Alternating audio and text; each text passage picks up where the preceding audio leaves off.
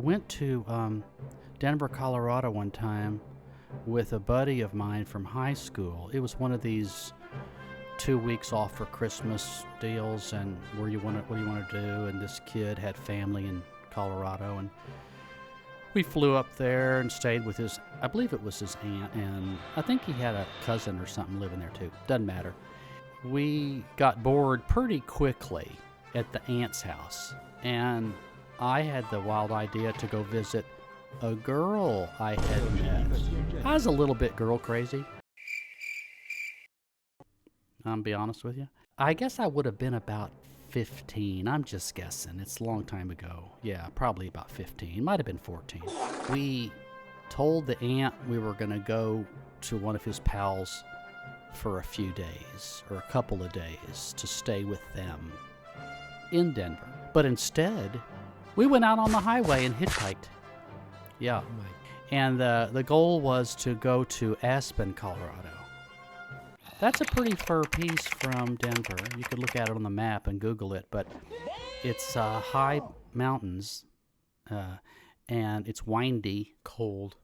Yes, this would have been around Christmas time, so certainly there was some snow on the ground. And there would have been more snow up in Aspen, which is higher. We got a ride rather quickly, as I recall, and it took us way into the mountains. The guy was going to turn off. He said, "Can I leave you here?" We said, "Sure, no big deal." We're thinking, like, there'll be another bus along in a minute. Well, it was a lot colder where he let us off. And we were coming out of Texas, so we didn't have like big parkas on and the clothes they have today. We just couldn't get a ride. The sun is starting to descend now.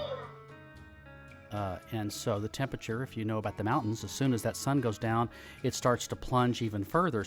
Well, I'm grateful to say that a family picked us up. Where are you going? We're going to Aspen. They go, "Aspen? Man, that's 100 and something miles from here, you know? Why are you doing this?" We're going to go meet a girl. And so they took us into Aspen, dropped us off. Oh my God, kind Samaritans. I know. Anyway, this would have been in the late 60s, you see. And a lot of people hitchhiked more then. There wasn't the fear of, some murderer there is now. But we got there, and so now it's dark, and it's been a long day for us. And have you notified this girl that you're coming there? No, I had no phone number. Oh I did not even know her God. last name. But the thing about it is I knew where her family had a condominium, and she was super nice. And the reason I knew her is I had met her on another trip to Aspen the year before. We walked over to the condominium complex and knocked on the door. She answers the door with her sister. Hello, Bozo. Standing nearby. Parents sort of in the background. "Oh, hi." She recognized me. That was pretty memorable. Stop the cap. "What are y'all doing?" "Oh, this is my friend," I introduced. You want to come in?" "Yeah."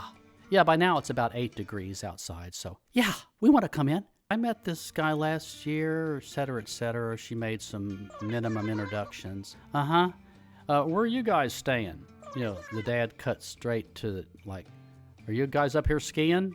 That kind of deal. "No, we just got here." From where?" "Denver." "Oh, how'd you get here?" "We hitchhiked." "You hitchhiked. Where are you staying?" "We don't have anywhere to stay." They look at each other like, "Okay, it's crazy time." Louise, whatever the wife's name was.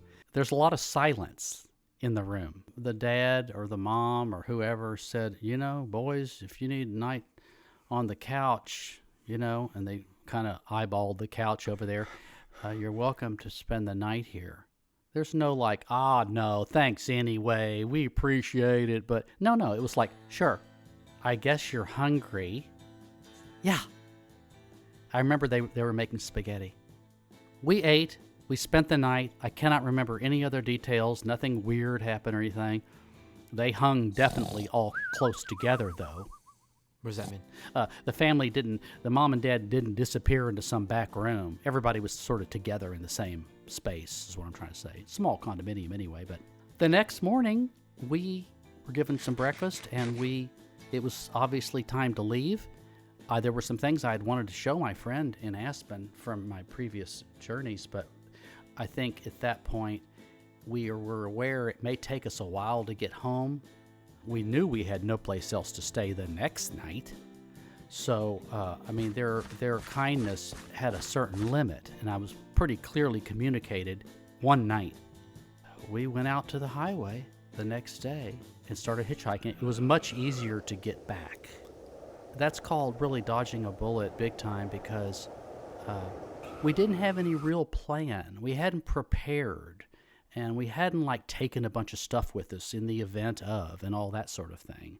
We didn't really prepare with money or a backup plan that, gee, if we have to buy a motel room, we need $100 or whatever it would have cost back then.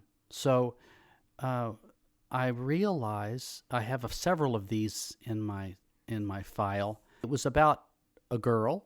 It was about the pursuit of sort of something fun and really pretty thoughtless, all in all, and relying on strangers to kind of get through it.